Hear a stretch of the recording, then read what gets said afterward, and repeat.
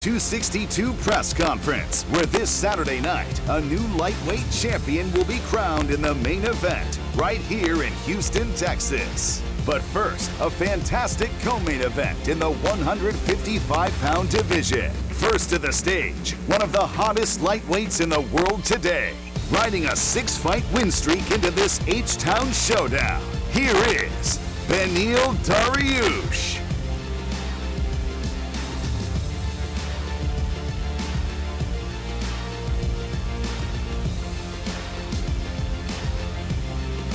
He faces one of the most dynamic forces in the division, the unorthodox, unpredictable star who put together one of the most impressive win streaks in UFC history, spanning 6 years. Please welcome the former interim lightweight champion, Tony El Cucuy Ferguson.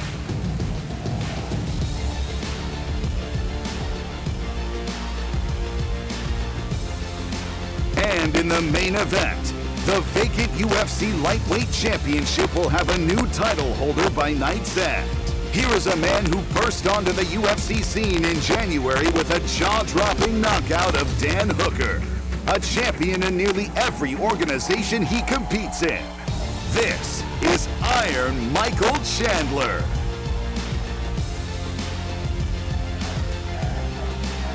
His opponent, the best submissions artist in the game, author of some of the most memorable finishes in UFC history, and entering this fight scorching hot, riding an 8-fight win streak. Welcome Brazil's own, Charles "Do Bronx" Oliveira.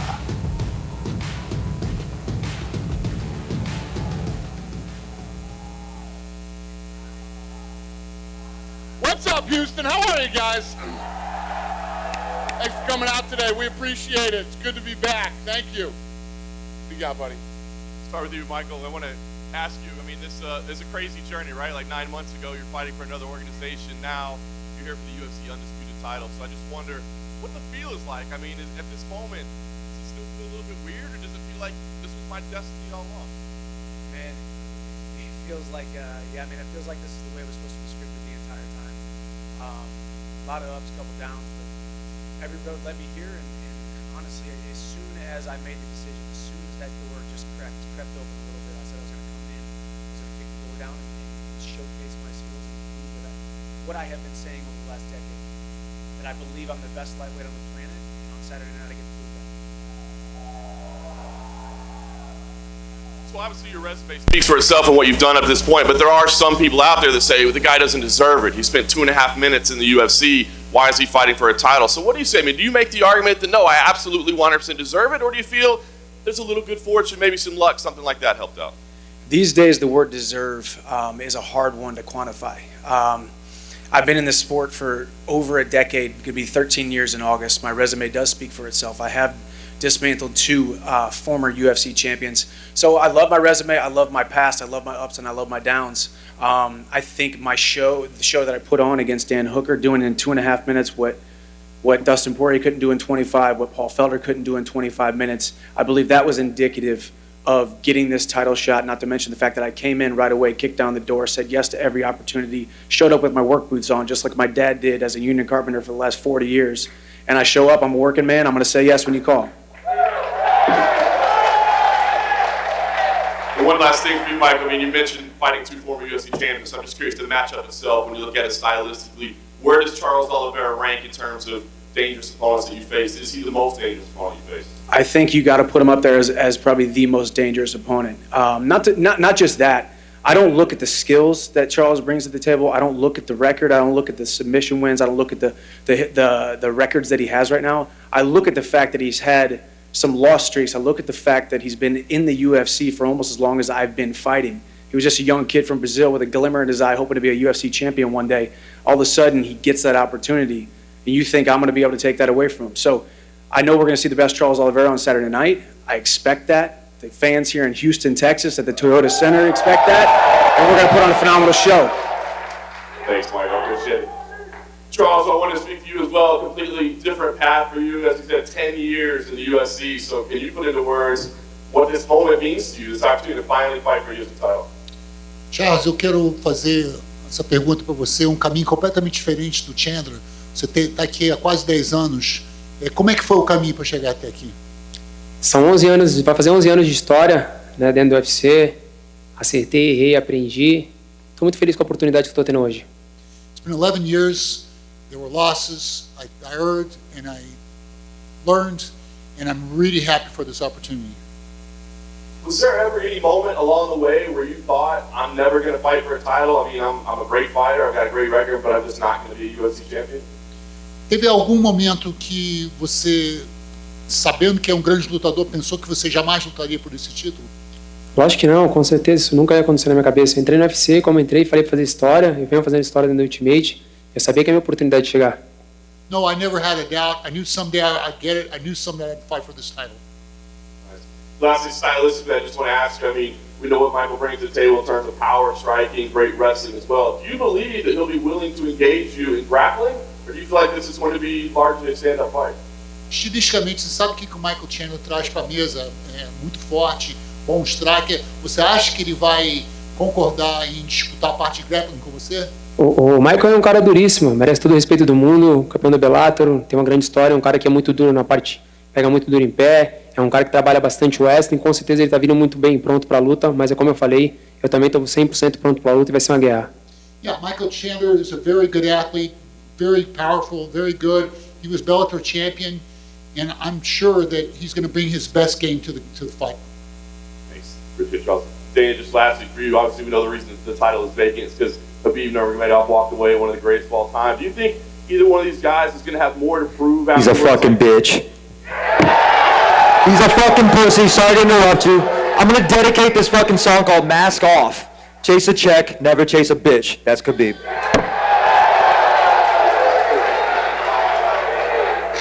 What was the question? Tony, you can interrupt anytime. Do you think the winner here is going to have more to prove? Like, are people going to question their legitimacy as to whether they're the champion, or do you think on Saturday night one of these two guys will walk away and there'll be no doubt? Oh, the guy who wins on Saturday night is the champion. Habib left; he's not here, and one of these guys will win, and one of these guys will start to defend the title. And just lastly, Dana, I'm curious. I mean, obviously, 4 incredible lightweights. Are you looking at the co-main event as a #1 contender fight? I don't ever do that. Listen, they're here too. This division is stacked. There's lots of good fights coming up in this division. We'll see how everything plays out on Saturday night. I mean, anything's possible. It's like people are, you just said to him, people are saying that he's getting this too quickly. This guy's done everything that has been asked of him since he walked in the door. Timing is everything in life, and it has worked out for him to get this title shot on Saturday night, and we'll see what happens after Saturday. Yep. Tony, way in the back. Obviously, a lot in your last 2 fights leading up to those fights out of your control. Last minute change of opponents before Justin, and obviously limited training before your fight against Charles. So, how has camp this fight week been leading into your fight? I'm a businessman. CSO stands for Chief Security Officer. I had to go back to the board, squash some numbers. We hit the bag. We put everything we could into this camp, and I had to resource myself to my old Ultimate Fighter coaches. I made contact with Brock. He said, do you understand what I was talking about? The difference between chicken shit and chicken salad? I said, abso-fucking-lutely. I talked to Coach Marty Morgan. He said, did you let him take you down on purpose? I said, no. And he said, why the fuck are you going to let anybody else take you down? I talked to Greg Nelson. He said the same kind of thing. And I talked to Coach Eric Paulson. Now, each one of these guys, they know me and they know exactly what I can come from. And I just honed in. And there's no words for this shit, man. Opera non verba. We're going to go out there and get this victory. And then I'll ask, how do you like the fans back here? Obviously, you're a big fan favorite right now. Absolutely. UFC 262. We're coming at you hard on the right fucking hook. Make sure you guys buy that shit ahead of time. Let's go. Then question for Beneil. How's camp been ahead of this fight against Tony? That I know you said you are expecting the best, one of the most scary lightweights in the history. So how's camp been for you? Camp was amazing. Had one of the best camps ever. I'm looking forward to fighting Tony, and I think Tony needs to recognize that I'm in front of him. He needs to not worry about Habib right now. He needs to be worried about me. Hey, homie, I already know that you went to go help Justin Gaethje. You're a little bitch for going out there and helping him fight for the title. I didn't know you did that. You listened to Ali Abdelaziz and he fucking manipulated your ass. When the one somebody thing asks you for help, I'm after you. you dude. offer your- You look it, offer a man. I have hand. nothing against you. Listen. But seriously, my punches are Listen, gonna Justin fucking asked start for your help ass. and I I'm helped gonna him. knock you out. Listen, bud, if you had asked me help, I would help you Knock too. kid. But I don't care where we how are. many fucking Ultimate Fighter fucking people you have over there at UFC. I don't even know was what it that King's means. MMA. Look at King's MMA. You have how many UFC fighters training with you? It was the same thing on the Ultimate Fighter when they all went against me. You know what the fuck happened with that one? What? Basically, it says you can't bring anybody inside that octagon with you, kid. You think you fucking know me, you want to do spinning shit and everything else like that. You think I'm unorthodox? Kid, I'm going to hit you so fucking hard. That's it. I love it, Tony. I love it. I want to see it. I want to see every bit of it. I hope you dog. show up. I'm gonna fucking I hope slam you show up like you say I'm gonna you slam will. you. I'll be there, bud. I'll be there for everything. I'm going to slam you. I'm going to slam you. I'm going to slam you like I did my student. I broke his fucking rib. Well, that's a dick move, bud. Why would you do that to your own student? Because he made me do it. Question for Michael in the back. Who has the next question? Go ahead. One more for Michael. Historically, you've done very well against high-level Brazilian Jiu-Jitsu black belts. That being said, Charles probably might be the most dangerous in the lightweight division right now. So how does his grappling compare to your opponents in the past? I think Charles is probably the most dangerous guy in the grappling department that I have faced. However, I haven't faced some very high-level competition when it comes to black belts. And my style is more pressure, position, and damage. My wrestling even the way I wrestled in college, transitioning into mixed martial arts, it's more of an anti-jiu-jitsu than it is an actual wrestling offense. You're going to feel my presence, you're going to feel my pressure, and you're going to feel my power when we're on the ground, when we're on the feet. So I think I'm going to thwart every attack. I think I'm going to make him second-guess himself in every single exchange, whether we're on the feet or we're on the ground, and that's where we're going. I'm going to get my hand raised on Saturday night. Another question for Michael. Getting the title shot this early into a UFC career, does that validate the decision to come over when you did? 1,000%. Making that leap, making that decision was not an easy one. And I just encourage everybody in life, when you have relative security, but you know you're not doing or being where you need to be, make the leap. And that's what I did. That's what I did when I walked on the University of Missouri, became an All-American. That's what I did when I left the relative security of my previous organization, running into the UFC, saying yes to everything, keeping my work boots on, putting on a phenomenal show. And now I believe I become UFC champion because of it. So I think it validates everything. There was a couple sleepless nights there where I wonder if I was making the right decision when I tested free agency. But it has paid off in droves, and here we go. We're about to win a title. And Beneil, I was curious, were you expecting that sort of reception from Tony? Say that again? Were you expecting that sort of reception from Tony? Honestly, I wasn't even sure what I was going to get from Tony, but I'm glad I got it. Me too, buddy. The fight's with you. It's not with anybody else. I appreciate it, bud. Let's go. Buddy. Tony, you say the fight's with Beneil but not anybody else, but what will it be like to finally fight with the fans around you? It was exciting when there was nothing there, and it was exciting when there's something here. When we go out there, it doesn't really matter. Everything disappears, and it's like tunnel vision. It's exactly what it is. We go out there and we give our best. It's going to be a gentleman fight. We're going to go out there and we're going to give you fans exactly what you fucking earn, which is a good, hard fight. You got these two gentlemen who are fighting for a vacant title, who I had 12 fights in a row, and I fought for a title, but then I got stripped, right? The other day, one of the cameramen tripped over a fucking cord when I was giving an interview, and it was actually not funny. The funny thing is God never puts enough on our plate that we can't handle. And last year, I put so much on my damn plate that he fucking fixed me up for this year, and 2021's my bitch.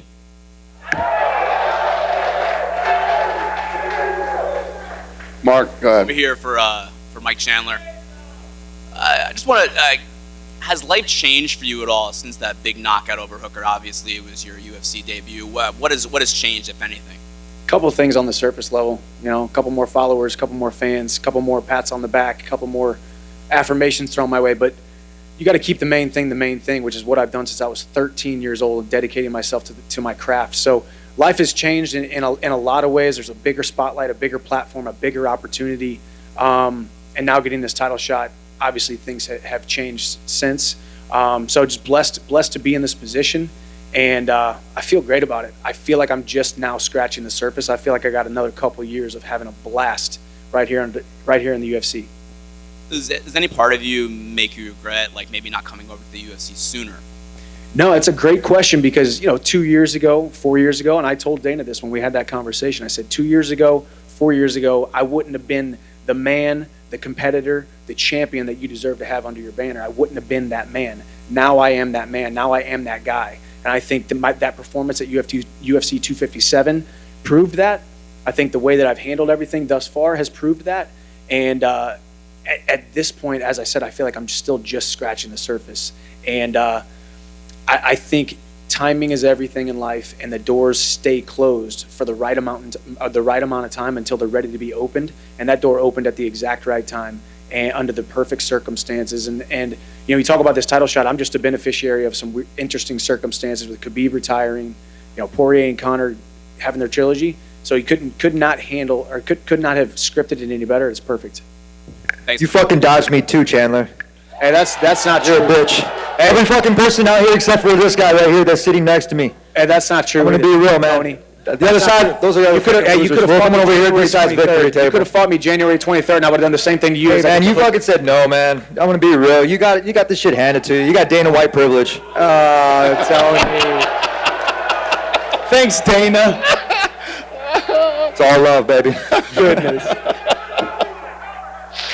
Check this shit out. Dana was right. He said timing is everything. Like I said, it wasn't meant for me to have the title, man. I would have gave everybody a chance, right? Fucking awesome. No, absolutely fucking not. These guys are going to try to keep the title away from me as much as they can. I'm Mexican. It doesn't matter if you're colored up here or not. But I'm made with American parts, too, so let's fucking go. Do you have another question? Yeah, of course. Yeah. Charles, so many Brazilian fighters, especially the elite ones, a lot of them come to the United States. They do their training camps in the U.S. You stay in Brazil. You stay in Brazil for your whole training camp. Why is that? Why is that important to you? Charles, tantos lutadores brasileiros vêm para os Estados Unidos e treinam aqui, mas você escolheu ficar no Brasil e treinar lá. Por quê? Você tem que treinar e se sentir bem. Vários vieram para cá e se sentiram bem em ficar aqui. Eu já vim, mas eu me sinto bem treinando no Brasil com a minha família, perto da minha equipe. Cada um tem a sua escolha. Yeah, you need to train where you feel good. A lot of them Brazilians come here, they feel good. I've tried, I didn't feel good. I feel good near my family. I feel good in Brazil training with my team. Thanks, Charles. And for Tony, someone asked Beneil about the reception you've gotten in Houston. It seems like this is El Cucuy country. Are you surprised by the reception you've gotten here? No, I was off for a year and a half. I had an injury that was from my arm on an arm break. Year and a half set me back. When I came back here and I fought in Houston against Mike Rio, I finished him. I got lots of love here. I remember when Travis Brown, I think it was Travis Brown, he said, Dana, I know we're here for the performance bonus meeting, and he says, everything's bigger in Texas, Dana, right? Right, remember that? And he said, how about a bigger bonus? So I'm going to ask you, Dana, since we're here like last time, can we get a bigger bonus this time? If we go out there and get a fucking bigger fight? Can we get it? Can you dig it? Let's get it. Do you have another question? I do. One more. Go ahead. I guess that's a no. For Dana, I asked Mike Chandler if he had any regrets about maybe not coming to the UFC sooner. Do you kind of wish that you had Mike Chandler before now? I agree with him. I think that everything has worked out perfectly for him. No. Yes, if it would have been great, but it's all worked out great for him. It literally has been perfect for him since he's been here. And then just one more. Charles Oliveira has been in the UFC since 2010. He was really young when he started. Did you always knew he was capable of this elite level in the lightweight division? Well, the guy's been on a tear forever. Timing hasn't worked out as well for him as it has for Michael Chandler. But he finally got here and, always been a dangerous guy, has had some ups and downs in his career. But, he's a talented dude, and here he is, finally getting his shot. Thanks, guys. Yep. Go ahead. Mike, will getting that belt on Saturday night be the validation of your career? We know you've been top 5, but it was like, yeah, he's not doing the UFC. So have you envisioned Dana putting that belt on you, and would that be the validation and I told you, MFers? Yeah. I mean, I've really kind of thought about that a lot because there has been a lot of swallowing of my pride, a lot of humbling myself, and a lot of interactions when I've been around my UFC friends over the years. But no, I think this isn't about proving those people wrong. This isn't a gotcha, proved you guys wrong, I told you so. This is about all my supporters, all the fans, all the people who have been by me and believed in me over all these years, even when I was outside this organization. So it's more for them and for my wife, my son, my family, the people who have been around me since day one. It's just validation for all of them. We did it, baby.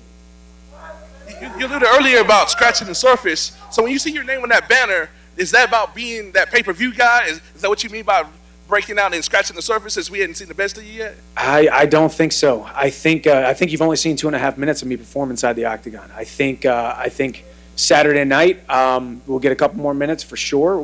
There's no guarantees. We'll see. But yeah, I think I just love all this, man. I'm having a blast right now. I feel like maturity and preparation, everything came together at the exact right time, and I'm right where I need to be. And yes, I do believe I'm just scratching the surface. Next question is from Beneil. Do you think Tony is closer to the end of the career or the beginning of the career? Do you think Father Thomas tapped on his shoulder since we're starting to see stuff that we hadn't seen happen to him his whole career happen more frequently? Well, I mean, he's 37, I believe, right? I'm fucking old.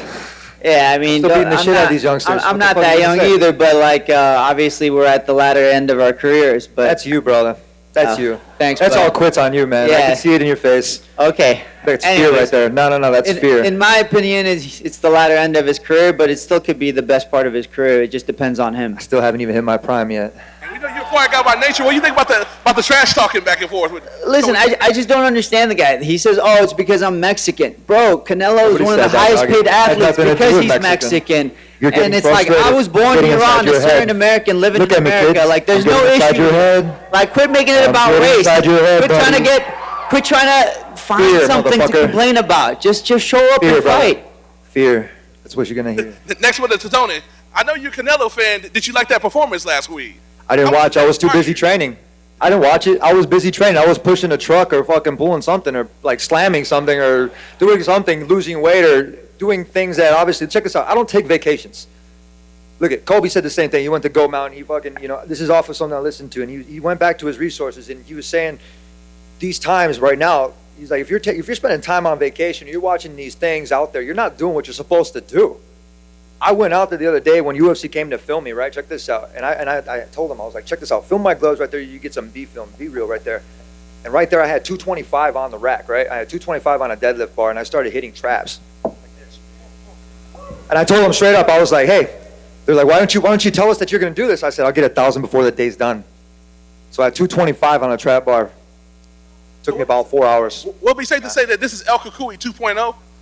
I wouldn't say it's El Kukui 2.0. I would say in the last couple of years, walked around drunk and stupid for everybody to kind of like assume that that's how it was. And then what I did was I took an Olympic mentality and I took away all the variables, right? Even before when I went for the UFC and the Ultimate Fighter, when I had to fill out all the questionnaires and the shit. I took away all the variables and I went back to the drawing board where before everybody knew me. And it's an Olympic mentality, and you guys will see it on Saturday, UFC 262. Next one for Dana. Does the winner of Conor and Poirier get the winner of Saturday night? I answered that question a minute ago. I said, I don't know. We'll see how all these fights play out. What's your gut tell you? Huh? What's your gut tell you? He's hungry. We'll see. We'll see. I don't really do that anymore. I don't say, oh, this is going to happen. Let's see how these fights play out, and we'll go from there. And, of course, y'all let the live gate and all that good stuff, and then Canelo and them did what they did last week. How do y'all top what y'all did in Jacksonville and put it all together and raise another level, UFC style? What's the question? How do y'all raise the level, like get more people in and do a crazy mega event that y'all haven't done before pre-COVID to do after COVID, like Canelo did with the 75,000 last week? We're doing fights every weekend. We do fights literally every weekend. Question in Portuguese for Charles Oliveira. Charles, desde a derrota para o Paul Felder, foram 8 vitórias seguidas, vários bônus de performance da noite, agora a chance é o cinturão. O que aquela derrota te ensinou? Tem um Charles novo desde aquela luta? So Charles, ever since your loss to Paul Felder, it's been 8 straight wins, multiple bonuses. What did you bring from that loss? Is that what brought you here now? A luta é assim, você tem que aprender. Eu aprendi com a derrota. Eu evoluí, eu procurei treino, eu procurei evoluir. Eu queria lutar com esses campeões, com esses caras que são os primeiros da fila. E graças a Deus aconteceu. Estou muito feliz. Yeah, fighting's like that. You learn from your losses. I learned from that. I learned that I need to be better if I want to be here amongst these guys. Fighting and life is like that. Como você disse, são 14 finalizações, 16 bônus de performance da noite. Esse ano você completa 11 anos no UFC. O que essa chance ao cinturão representa para você? O que esse título representa agora que você está tão pertinho, né, de finalmente conquistar? Olha, é um legado, né? There are 14 finishes by submission, 16 bonuses. What does this chance for this title mean to you? Olha, é um legado, né? A gente tem que deixar um legado. Minha primeira entrevista no UFC, eu lembro que eu falei que eu queria fazer história, eu venho fazendo história. Maior finalizador, sou o segundo recordista de bônus e eu quero aumentar meu legado. Eu quero mostrar para todo mundo que eu posso lutar com esses grandes campeões, com esses grandes nomes que tem dentro do UFC. Quero fazer história. Yeah, it's about legacy. I have the most submissions. I'm the second most bonuses. I want to prove that I can hang with these guys. It's about my legacy. That's what I want to prove here. Schmo. Question for Du Bronx Oliveira. You fought a lot of killers. When you found out you'd be getting the title shot and you found out it was against Michael Chandler, what was your first reaction? Charles, você já lutou com vários matadores. Quando você descobriu que você ia lutar contra o Michael Chandler pelo título, qual foi seu pensamento? Cara, de verdade, eu tô aqui não em testar. Foi isso que eu falei, eu tô aqui não em testar. Michael Chandler é um cara duríssimo, merece todo o respeito do mundo. Teve a oportunidade dele de lutar pelo título e eu também. Eu tô feliz com isso. Vai ser um grande show, eu tô pronto para isso. I'm here to test myself. Michael Chandler is a very tough guy. He's beat a lot of tough guys. So this is test. I'm very, very happy. Mr. Michael Chandler, after you got the victory in your UFC debut, you did a Zoom call with the Nature Boy, Ric Flair. Ric Flair said he'd be walking out with you at your next fight, title shot. Is the Nature Boy, Ric Flair, walking out with you? Hey, it remains to be seen. I'm not gonna give away any secrets, but yeah, Ric Flair has become a friend of mine. That's right. So he's a legend. So it will happen sometime in the future.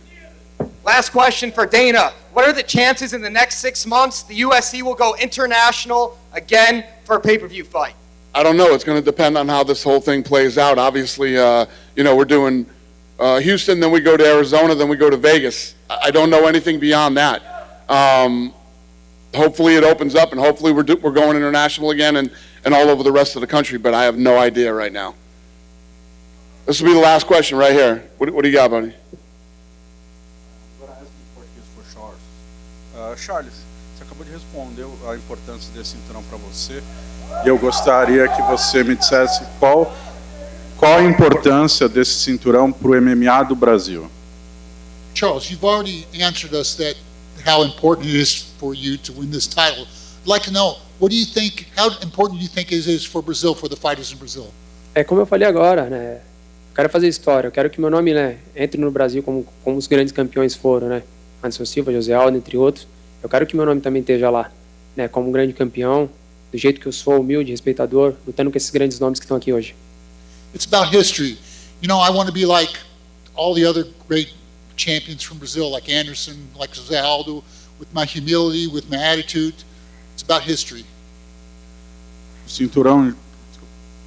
Cinturão em jogo, pay-per-view, o retorno do público, muita coisa em jogo para você, né, nessa noite de sábado.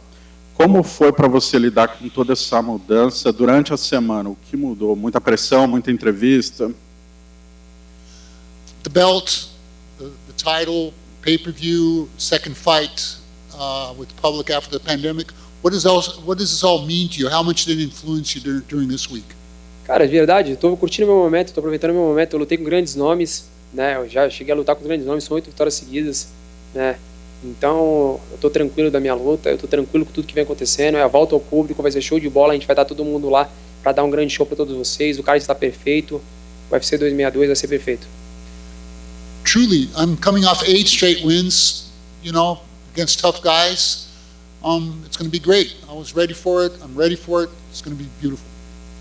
Minha última pergunta.